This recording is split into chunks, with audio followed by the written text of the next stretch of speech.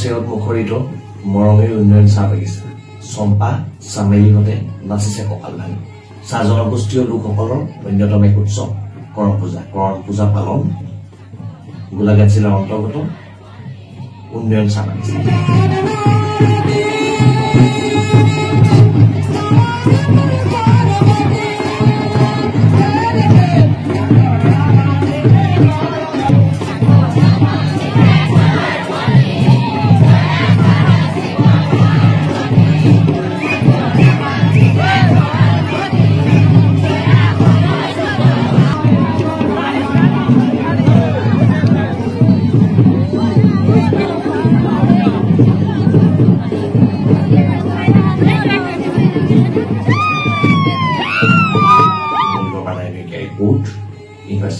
কৰম উৎসৱটো আমি সকলোৱে দলে বলে মিলি পেলাই একত্ৰিত হৈ সকলোৱে পালন কৰি আহিছোঁ।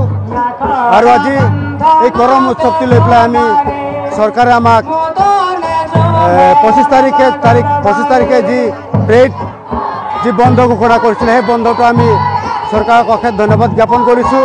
কাৰণ দেৰিকৈ হ'লেও বিজেপি চৰকাৰে আমাৰ চাহ জনগোষ্ঠীৰ কাৰণে কৰমৰ বন্ধৰ লগতে ছুটি সহ হাজিৰা দিয়াৰ কাৰণে আমি হিমন্ত বিশ্ব শৰ্মা চৰকাৰক ধন্যবাদ জ্ঞাপন কৰিছোঁ। আৰু ধন্যবাদ দিছোঁ সমূহ কৰ্মকৰ্তাক আৰু আজি সাংবাদিক বন্ধুসকলক অশেষ ধন্যবাদ জ্ঞাপন কৰিছোঁ। আজি আমি সদৌ অসম চাহজন ছাত্ৰ সন্থা লগতে আশা আৰ্চা সমূহ দল সংগঠন আদিবাসী দল সংগঠনে মিলি পেলাই প্ৰতিবাদ বাগানে গৈ প্ৰতিবাদ জনোৱাৰ কাৰণে আজি এই প্ৰেড যি বন্ধ এই বন্ধৰ লগতে ছুটি সহ হাজিৰা দিবৰ কাৰণে বাধ্য হ'ল। এইটো কাৰণে বাধ্য হ'ল যে আজি আপোনালোকে নিশ্চয় গম পায় যে আগন্তুক অহা 2024 লোকসভা ইলেকশ্যন আছে। আৰু লোকসভা ইলেকশ্যনত আমাৰ চাহ জনগোষ্ঠী আদিবাসী লোকসকলক তেখেতসকলক অত্যন্ত প্ৰয়োজনীয়।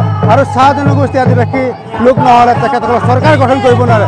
গতিকে তেখেতসকলে দেখিছে উপায় নাপায়। গতিকে এই যিটো ছুটি সহ মজুৰি যিটো বৃদ্ধি আমি যিটো দাবী কৰিছিলোঁ সেই দাবীটো তেখেতসকলে মানি লৈ তেখেতসকলে আমাৰ কৰম বন্ধৰ লগতে ছুটি সহ দিবৰ কাৰণে বাধ্য হ'ল। গতিকে আজি মই নকওঁ, সকলোৱে জানে আজি কংগ্ৰেছ হওক, বিজেপি হওক, এজিপি হওক, আম আদমি পাৰ্টি হওক, অন্যান্য ৰাজনৈতিক দলসকলে আদিবাসী চাহ জনগোষ্ঠীক কিন্তু ভোট বেংক হিচাপে ব্যৱহাৰ কৰি আহিছে। গতিকে আজি ৰাইজে জাগিছে, আদিবাসী চাহ জনগোষ্ঠীৰ ৰাইজে জাগিছে। তেখেতসকলে বুজি পাইছে, তেখেতসকলে সচেতন হৈছে যে আমি কাক ভোট দিব লাগিব, কাক ভোট দিব নালাগে। গতিকে আজিৰ তাৰিখত চাহ জনগোষ্ঠীসকলে আগৰ নিচিনা নাই, বহুত ফৰৱাৰ্ড আহি গৈছে, বহুত আগবঢ়া হৈছে। গতিকে